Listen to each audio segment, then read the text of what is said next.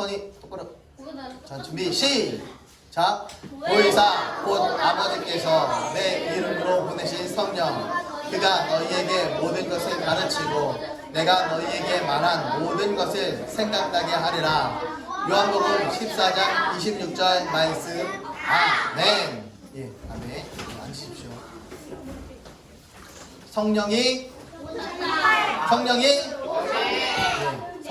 오셨네. 오셨다 가셨다가 아니라 오셨다 가신 분은 누구십니까? 예, 예수 그리스도. 지난주에 함께 했던 예수님께서는 오셨다 가셨다 그리고 다시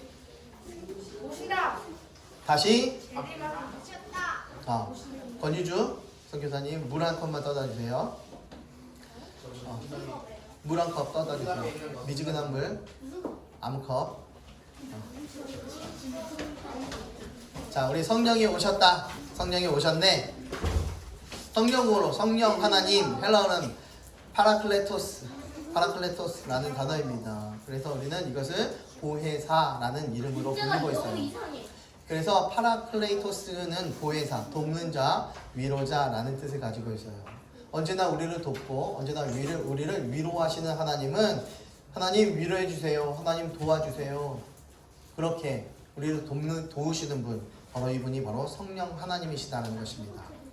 간혹 사람들이요, 성령님을 비인격적인 힘이나 신비한 능력으로 이해해요. 그래서 마치 요술방망이 같이, 무슨 마치 자판기 같이 이것 좀 해줘라 그렇게 하고, 도깨비 방망이 같이 무엇을 원할 때가 굉장히 많이 있다라는 거예요. 하지만 그렇지 않다라는 거예요. 성령 하나님의 성품 속에서 내가 들어가 있으면 저절로 변화되고 하나님께서 저절로 축복의 기름을 부어주신다라는 것을 생각하며 살아가면 됩니다. 성령은 무엇이래요? 진리. 성령은 진리. 성령은 진리다 라고 성경에서는 정확하게 말씀하고 있습니다. 성령은요, 한치의 오점도 없고 오류도 없고 변함도 없습니다. 그래서 성령은 진리라고 그렇게 이야기하고 있는 거예요. 요한일서 5장 6절 말씀에 보니까 성령은 진리다. 진리는요, 진리의 성령이 오시면요, 장래 일을 어떻게 한대요? 장래 일을 너희에게 알릴 거래요. 어떤 것을요? 장래 일을 알려주신대. 무엇을? 하늘에 계신 보고 들은 것을, 아버지께 보고 들은 모든 것들을 우리에게 알려주시겠다라고 그렇게 말씀해 주시는 겁니다. 성령은 모든 것, 하나님의 깊은 것까지도 통달하신 분이거든요. 그렇기 때문에 우리들에게 알려주실 수 있는 겁니다. 하나님의 깊은 것까지도, 아버지 하나님의, 성부 하나님의, 성자 하나님의 깊은 것까지도 모두 다 통달하시는 그분입니다. 그래서 그분이 내 안에 들어오면 우리에게 유익이 되는 것입니다. 그가 와서 우리들에게 해주실 말씀이 있어요. 무엇에 대해서? 죄에 대하여, 심판에 대하여, 의에 대하여. 그죠? 그렇게 죄에 대하여, 의에 대하여, 심판에 대하여 세상을 책망하러 우리들에게 오신다. 예수님께서는요, 본인이 말씀합니다. 내가 떠나는 게 유익이야. 너희들에게 좋아. 대신 내가 떠나는 대신 보혜사 성령 하나님을 보낼게. 그러면은 죄와 의와 심판에 대해서 이야기해 주실 거야 라고 말씀해 주십니다.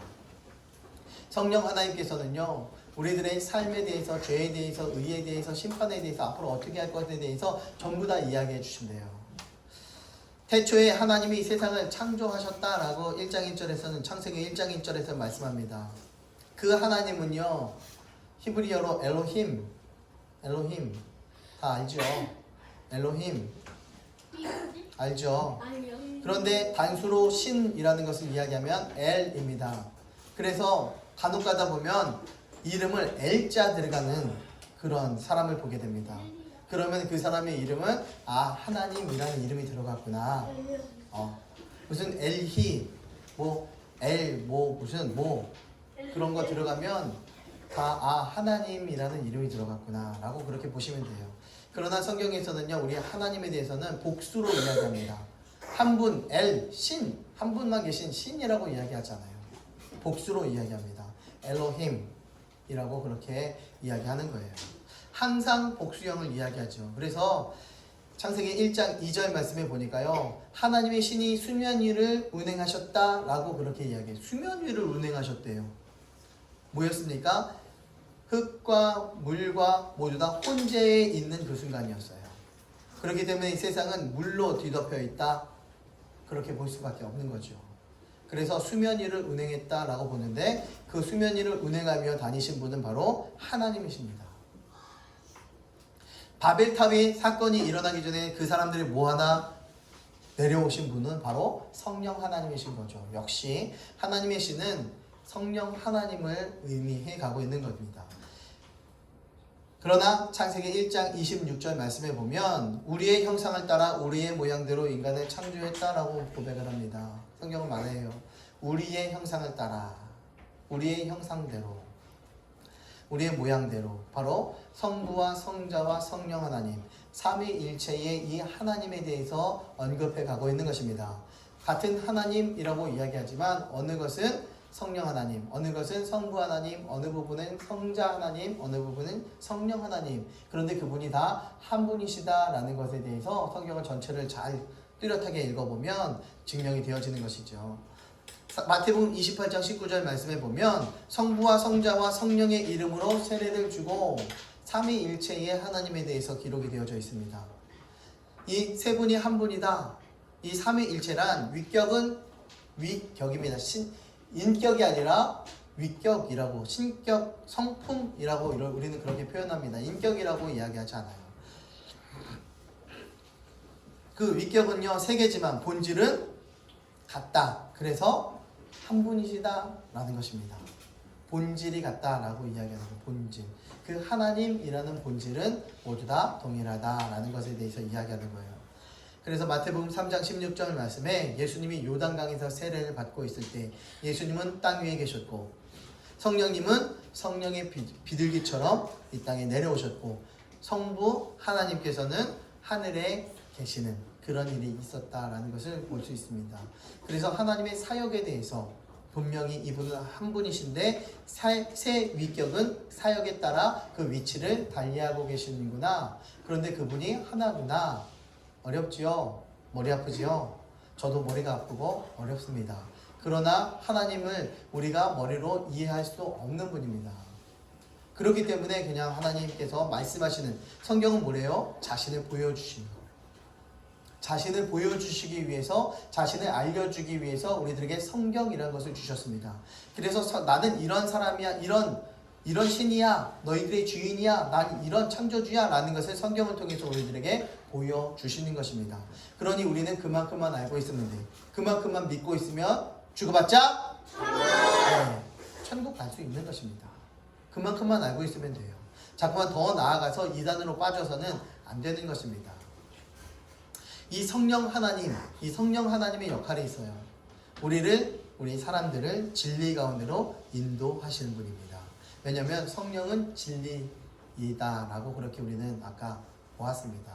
성령은 진리이기 때문에 우리를 진리로 이끌 수밖에 없어요. 악한 것으로 거짓으로 이끌 수가 없는 분입니다. 본인이 진짜이기 때문에 그 길만 갈 수밖에 없어요. 성령은 죄를 지을 수가 없는 분입니다. 성령은요 거짓말할 수 없는 분이에요. 그렇기 때문에 성령께서는 진리로 우리를 인도할 수밖에 없다라는 것입니다. 그래서 우리는 내 안에 들어오신 성령께서 우리를 거짓으로 인도하고 나쁜 길로 인도한다? 여러분 그렇지 않습니다. 내가 자꾸 악한 생각하고 나쁜 생각하고 거짓을 따라가게 된다면요 무엇이 들어온 거예요? 뭐가 틈탄 거예요? 마귀가 틈타 있는 거죠. 자꾸만 내 생각이 틈타 있는 것입니다. 내가 주인 되어주는 거죠. 성령께서 임하면 목숨 걸고 가더라고요. 일사각오로 그냥 직진하더라고요. 성령님이 그렇게 함께 하실 때는요 구체적인 역사는 하나님의 권능의 역사가 나타납니다.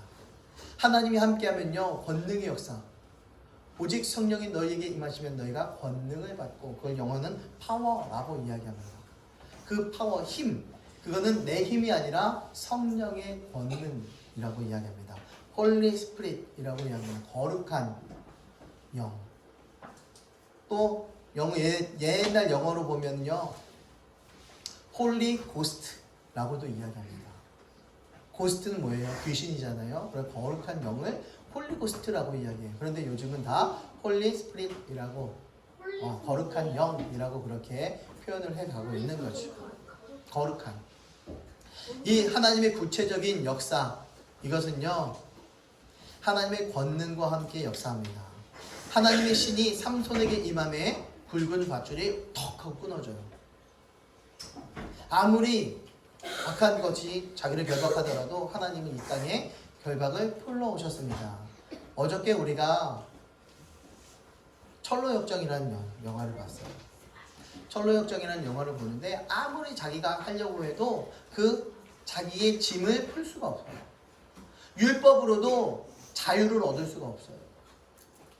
그러나 하나님의 길을 가고 하나님의 말씀에 온전히 순종하며 갈 때, 좁은 길을 최선을 다해서 걸어갈 때에 하나님께서 그 짐을 벗겨주시더라고요.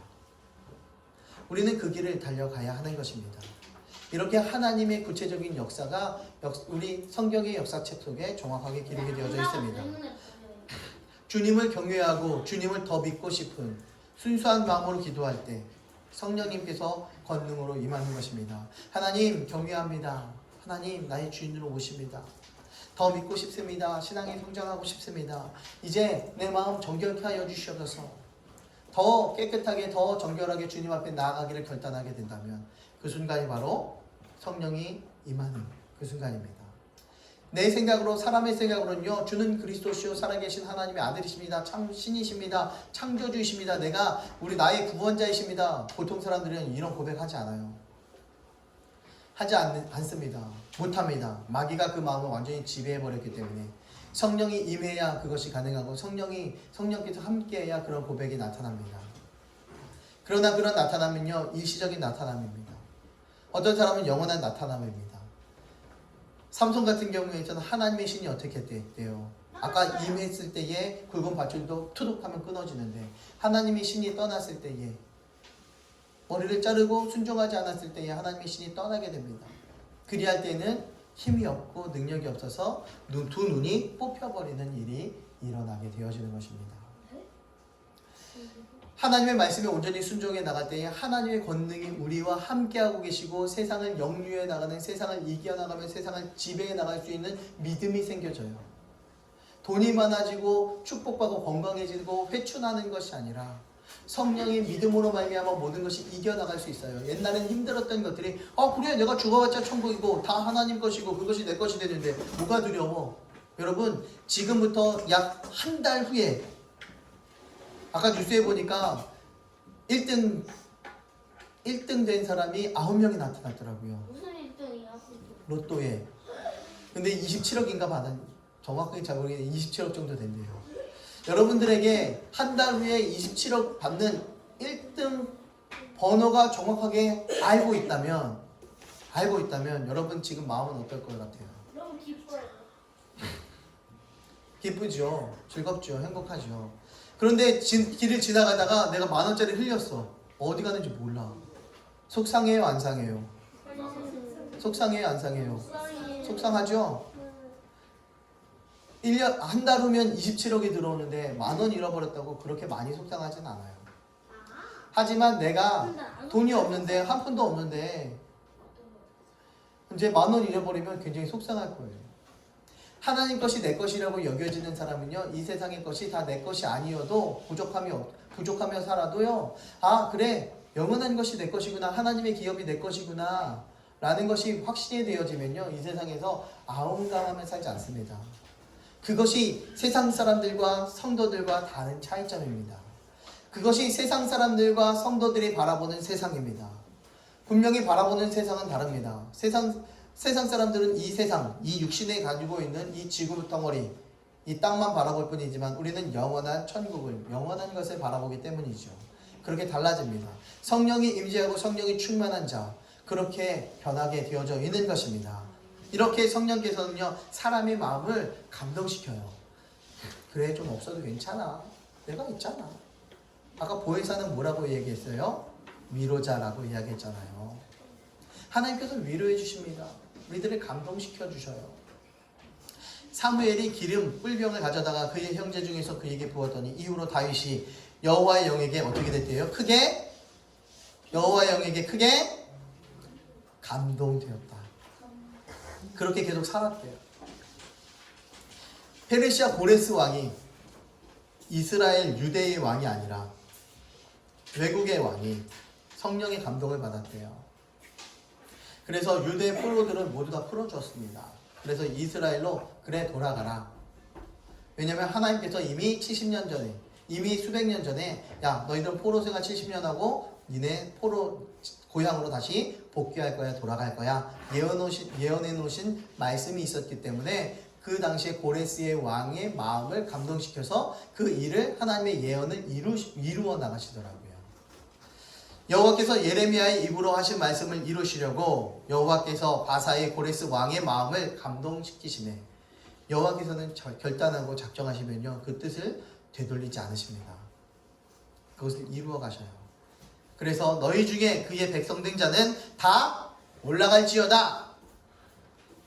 다 올라가래요. 왜 이런 이야기를 했대요? 그 빨간 줄의 두 번째 위에 줄에 보면 하늘의 신 여호와께서 세상 만국을 내게 주셨고 하늘의 신 여호와께서 세상 만국을 내게 주셨대요.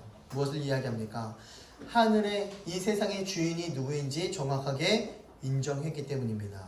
하나님을 만났어요. 그렇기 때문에 성령이 감동을 주셨어요. 그렇기 때문에 이런 고백이 나오는 것입니다.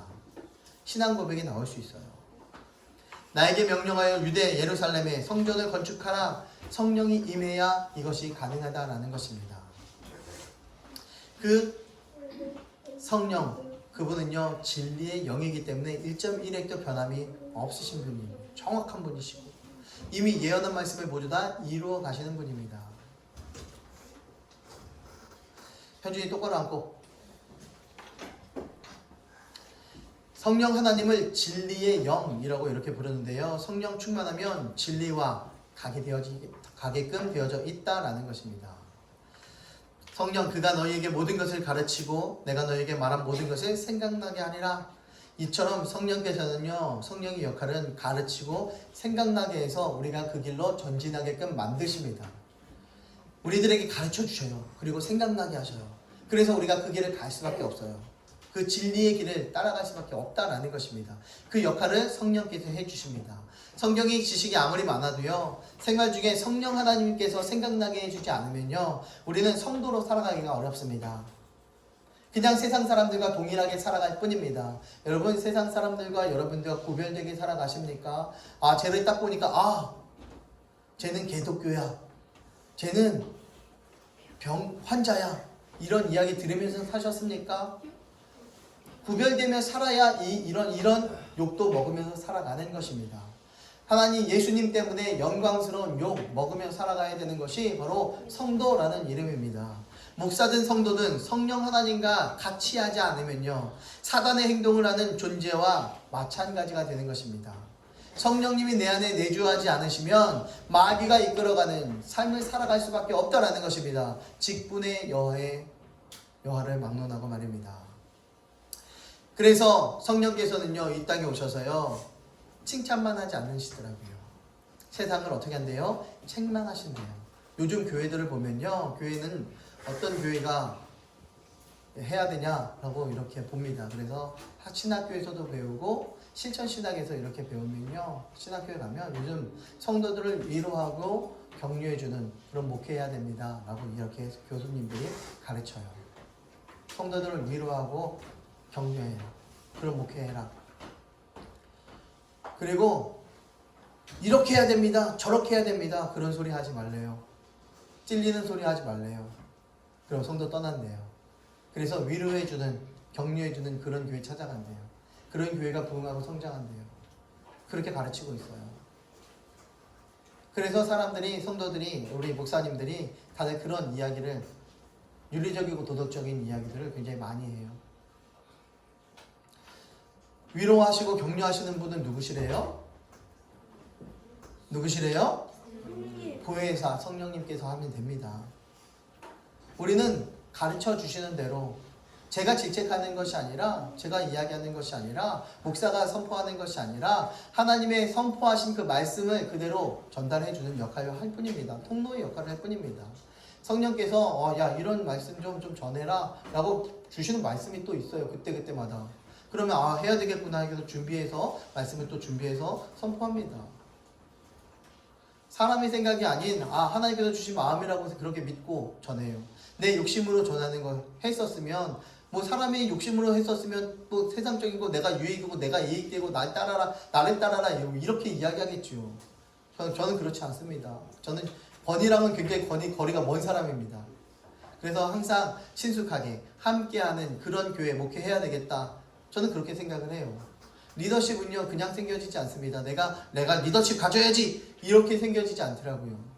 책임감 가지고 그 일에 대해서 최선을 끝까지 내가 책임져야 그 사람들도 그 리더를 인정해 주더라고요. 좀 마음이 상한다고 해서 내가 누군데 내가 목사인데 너 이렇게 하면 되겠어? 이렇게 이야기하면요 그 사람은 목사인데 뭐 라고 이야기하지 않고 야 목사가 뭐 갑질하는구나 이런 생각을 요즘 많이 해요. 그런데 아직도 그런 분들이 굉장히 많이 있어요. 장로님들이 뭐라고 이야기하면 장로가 갑질하는구나. 저게 당회냐. 그러면서 얘기를 많이 하더라고요. 위로해주고 격려해줘야지 왜 그렇게 하냐. 이런 이야기를 굉장히 많이 해요. 제가 항상 위로해주고 격려해주는 것보다는 이렇게 살아야 합니다. 성도는 이렇게 되어야 합니다. 이런 이야기를 굉장히 많이 해요. 그래서 우리 박영환 집사님 맨날 찌린다고 이렇게 이야기를 굉장히 많이 합니다. 내가 목사님 나온 얘기한다고 목사님처럼 얘기한다고 그게 목사님처럼 얘기하는 건가 봐요. 우리들의 개념은 우리들의 인식은 그래요. 그래서 설교하는 걸 굉장히 싫어해요. 그래서 설교가 우리 부모님들이 설교하는 것 또한 뭐 하면 또 잔소리한다고 설교한다고 또 이야기합니다. 또 누가 뭐라고 이야기하면 또 설교한다고 이야기해요. 여러분 그래서 설교가 싫은 거예요.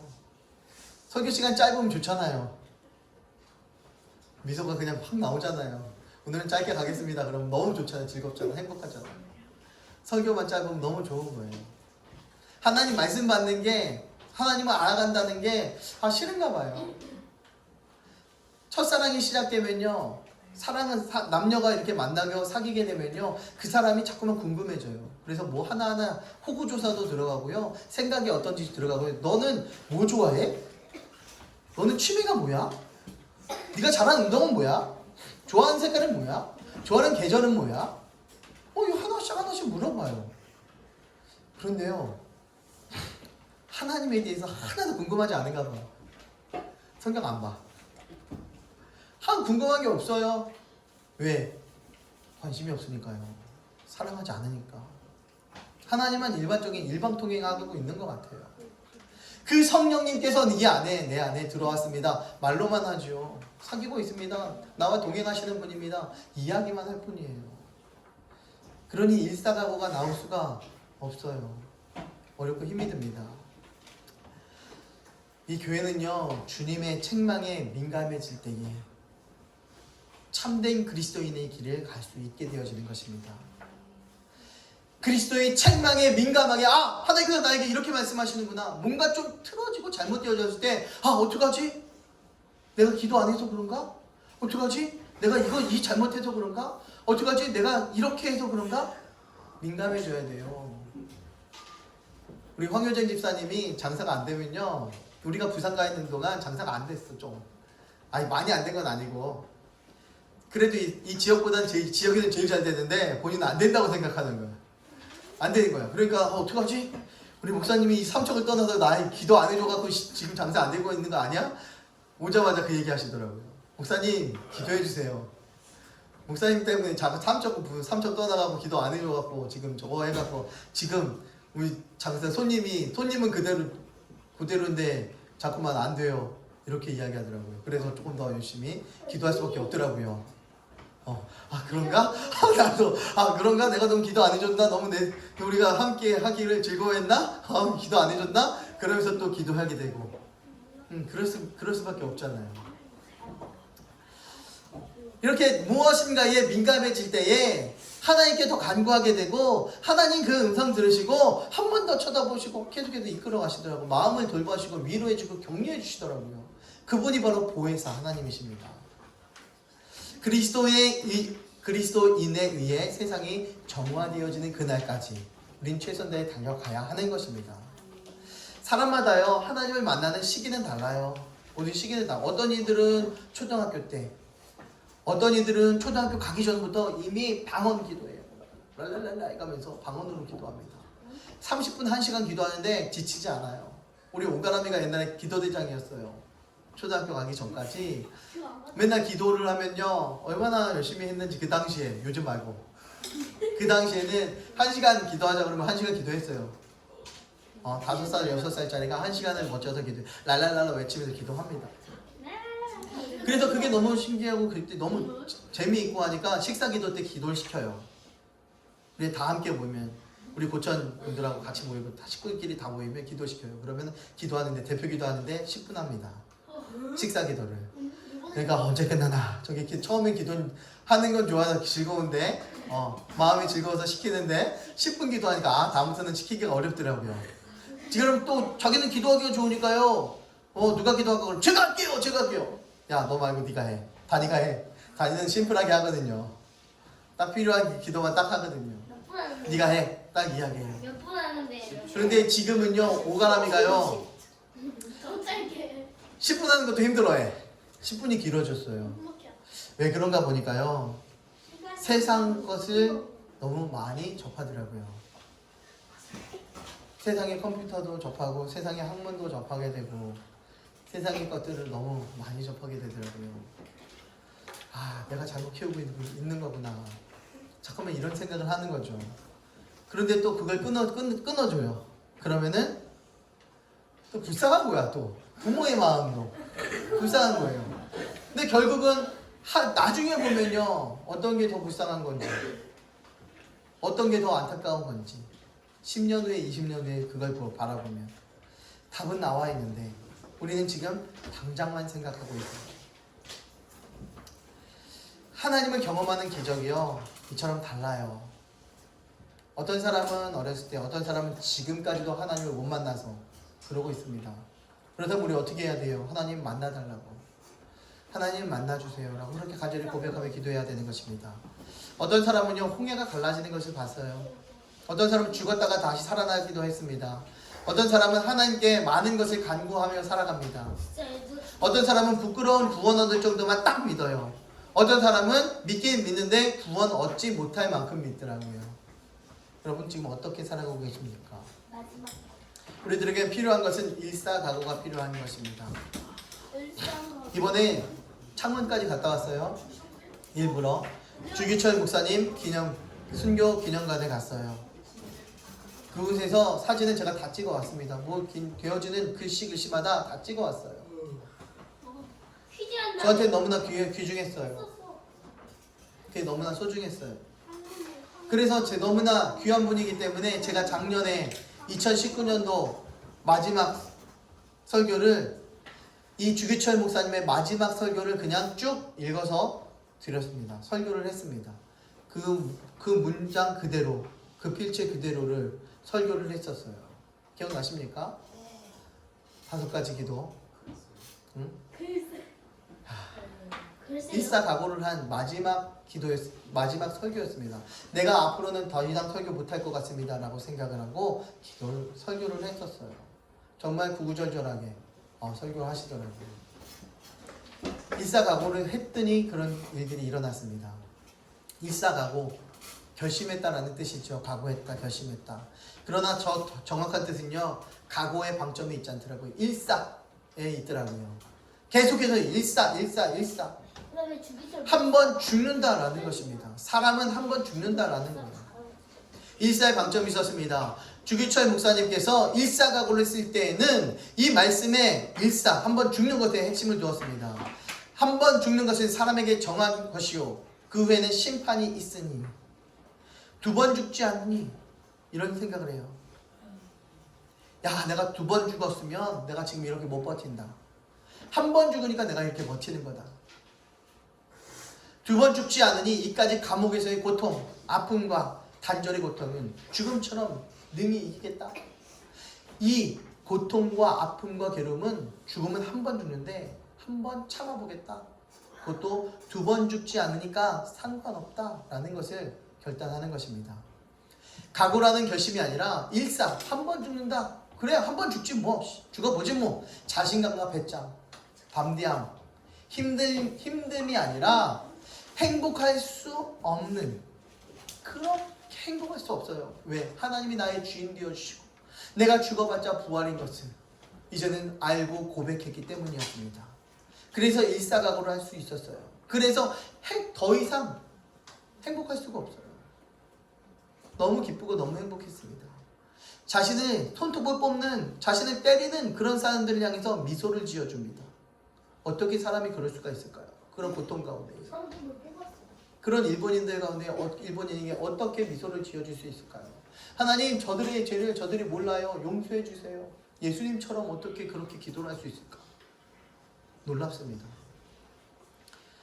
체포당하셨어요. 이제 체포당하시는 그런 장면인데요. 수없이 4번이나 감옥에 왔다 갔다를 하는데, 그것도 자식이 있었어요. 자녀들이 있는 데서 집에서 그네같이 이렇게 매달아 놓고요, 민대요. 툭툭 민대. 그래서 밀면서 어떻게 해요? 몽둥이로 때린대요. 자식이 보는 앞에서, 어머니가 보는 앞에서, 부인이 보는 앞에서. 그러니 어떨까요? 어머니는요, 때리는 거 보고 그 자리에서 혼절했습니다. 혼절이 뭐예요? 기절했다는 거죠. 자식들은요 그 장면을 보면서, 아버지가 맞는 그 장면을 보면서 너무 섬뜩했다고요. 잊을 수가 없는 거죠. 어린 나이에도 불구하고. 부인은 그 찢어지는 가슴을 안고 부유 안았습니다. 그런 고문과 고통을 당해요. 그럼에도 불구하고 끝까지 견디더라고요. 처참하고 잔인한 고문을 당하는데요, 거기 써 있는 것만 이렇게 써 있습니다. 제가 읽어드릴게요. 잠을 재우지 않는 고문, 손톱을 벤치로 뽑아버리고 대나무를 얇게 썰어 나머지 손톱의 뿌리를 후벼 파는 고문, 몽둥이와 망치로 뼈를 두드려 패는 그런 고문, 널빤지 위에 온몸을 묶어놓은 채 아랫돌을 벗겨 생식기에 나무꼬챙이를 쑤셔 넣는 고문,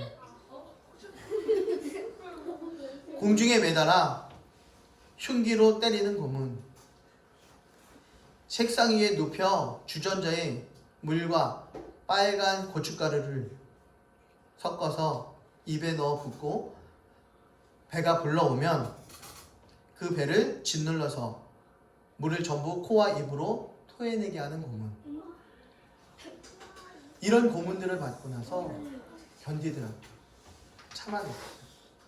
그냥 나 예수 안 믿고 그냥 신사에다가 그냥 고개 한번 끄덕이겠습니다. 고개 한번 숙이겠습니다. 이 한마디 하면 끝날 것이에요. 그 예수님이 뭐라고? 누구라고? 그 성령님이 내 안에 계시니까 일사각오가 되더라고요. 그렇게 각오하고 결단하게 만드시는 분이 바로 성령님이십니다. 4번의 옥고 끝에 그렇게 많은 고문과 괴롭힘 속에서 이제 5년 4개월 만에 감옥에서 순교하시는 그런 모습이 나타납니다. 결국 돌아가셨죠. 어쩌봐야 아무것도 없는데. 그런데 또 그냥 오면 되는데, 더 괴로운 것은 이제 자기가 이때 당시에 감옥에 갇힐 때 부노회장이었었는데, 다음 해에는 노회장이었었는데, 자기가 갇히게 되니까 다른 사람이 노회장이 되면서 찾아와서는 그냥 이거는 나라에 대한 행사이기 때문에 그냥 머리를 조아려도 됩니다. 그렇게 합시다. 끊임없이 그렇게 이야기하는, 배도하는 그 모습에, 그리고 친했던 모습, 함께 했던 그 목사님들이 그렇게 합시다라고 이야기했어요. 눈만 한번 감고 예 그렇게 합시다라고 이야기했다면 이제는 평안하고 즐겁게 살아갈 수 있었을 텐데 그렇지 못했다라는 것입니다. 일사각오가 없이는 이런 삶을 살아갈 수가 없었겠죠. 더 놀랍고 경탄스러운 것은요, 이런 고백입니다. 나는 비굴하게 살기 위해 우상 앞에 절할 수 없다. 비굴하게 살기 위해서 우상 앞에 절할 수 없다고 고백을 합니다. 그런데 지금 이 말이요, 지금 70년이 지났는데요, 이 말이 자기도 가문도 역사도 대한민국도 살리게 되었습니다. 이 말이 애국을 위한 것이 아니었는데 하나님 나라를 위해서 자기 신앙을 위해서 이렇게 몸바쳐 했는데 최고의 애국자가 되었습니다. 건국 공로 훈장.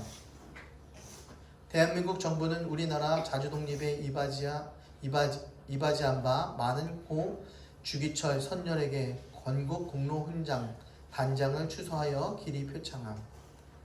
대통령 권한대행 박정희, 내각수반 김현철. 이때 당시에 건국 공로 훈장을 받게 돼요. 예수님 때문에 그걸 외쳤더니 나라를 세운 건국 공로 훈장을 받더라고요. 독립운동이 되어지는 거죠. 물론 독립운동을 안 한 것은 아닙니다. 3.1운동을 이끌어갔어요. 계몽운동을 이끌어갔으며 물산장려운동을 또한 이끌어갔지요. 그렇게 하나님 때문에 집중하며 달려나가는 일사각오가 있었기에 이것이 가능했습니다. 2007년도에는요, 고 노무현 대통령 당시지요. 그래서 이달의 독립운동가라고 그렇게 상패를 주었습니다. 그래서 2017년 11월 달에 이렇게 독립운동가상을 또한 받게 됩니다. 국가보훈처에서. 하나님 향해 외쳤더니 나라를 사랑하지 않을 수 없더라고요. 신앙을 가진 자들이요, 보수 신앙을 안 가질 수가 없어요. 이 나라를 사랑하지 않을 수가 없습니다. 믿음을 가진 자들이요, 이 나라를 위해 기도 안 할 수가 없습니다. 믿음을 가진 자들은 나라를 위해서, 회복을 위해서 기도할 수밖에 없게 되어지는 모습을 배우게 됩니다. 이 복음이 되기 위해서 로마의 악행 아래 50만 명이라는 사람들이 순교하였습니다. 교황의 악행 아래 100만 명이라는 성도가 피를 흘렸습니다. 이 바티칸 성에 봉쇄된 이 성경을 우리들이 지금 보고 있는 것입니다. 이 성경을 만인들의 성경이 되게 하기 위해서 위클리프 선교사님이 백골이 불에 타게 되고 틴데일 목사님이 몸이 불로 재가 되어지는 일이 있었습니다. 우리가 읽는 이 성경은요, 피의 기록입니다. 피의 전달입니다. 이렇게 귀한 것입니다. 이렇게 귀하게, 이렇게 값지게 우리에게까지 전달이 되어졌습니다. 이것을 전해야만 하기 때문이었죠. 그런데 이 성경이 얼마나 귀한지 모르고 얼마나 값진지 모르고 대하지 않는다면 큰일 나는 거죠. 성령께서 이 마음 주셨고 성령께서 감동 주셨기에 지금까지도 피의 순교자의 역할을 지금까지도 흘려오겠습니다. 예배 시간만 지켜 앉아있으면 우리의 사명은 다한 것입니까? 예배 시간에만 나와 있으면 내 사명 다 했어, 내 할 거리는 다 했어, 이렇게 고백하는 것입니까? 그렇지 않다라는 것입니다. 피로 전하여온 부활복음, 우리 또한 피로 지키고 피로 전해야 하는 것입니다. 피로 전해진 재림복음, 재림신앙, 종말신앙, 우리 또한 피로 지키고 피로 전달해 나가야 하는 것입니다. 일사각오, 이것이 우리들에게 필요한 것입니다. 세상 열방에 지금 모든 기독교인들이 모두 다 흐트러지고 교회가 무너져가고 있습니다. 그러나 일사각오한 우리 한국교회가, 우리 행복한 우리 교회가 이것을 지켜나가야 할 것입니다. 우리도 부활복음을 위한 일사각오가 있어야 될 것이고 재림신앙, 종말신앙을 붙잡아가는 일사각오가 필요합니다. 그래서 우리는 이런 고백이 필요합니다. 예수 부활! 나도 부활! 죽어봤자! 천국! 예수 부활! 나도 부활! 죽어봤자! 천국! 이런 일사각오를 통해서 우리가 하나님 와 주시고 내 안에 들어와 주시니 감사합니다. 성령님 충만케 하여 주시옵소서. 이제는 하나님 내 안에 들어오신 그 하나님 앉아만 있는 것이 사명이 아니라 이제 피로 값진 흘린 그 사명 내가 이어받아 그 사명 잘 감당해 내겠습니다. 고백할 수 있는 믿음의 선진들, 믿음의 직분자들 되길, 믿음의 권석들 되길 주님의 이름으로 축원합니다. 기도합니다. 사랑의 하나님 감사합니다. 지금까지 우리가 달려왔고 지금까지 생각해왔던 모든 것들이 다 성령님 이 안에 계신 줄 믿습니다. 지금까지 많은 죄악들 범죄들 다 용서하여 주시옵소서. 다 도설케 하여 주시옵소서. 하나님 내가 생각으로 내가 주인되어 내가 악하고 범죄하며 살아왔습니다. 용서하여 주시옵소서. 하나님 주님 바라보며 기쁨으로 승리하며 살아가게 하시고 예수님 이름으로 말미암아 기쁨으로 만세를 부르며 살아가는 민족의 아들 딸들 되게 하여 주시옵소서. 하나님 믿음 잘 쟁취하며 피 흘린 그 값어치의 그 성경 말씀을 묵상하며 그 말씀이 내 삶이 되어지고 그 말씀대로 순종하며 굴복하며 살아갈 줄 아는 믿음의 성도 되게 하여 주시옵소서. 이 모든 말씀 예수님 이름으로 감사드리며 기도드립니다. 아멘.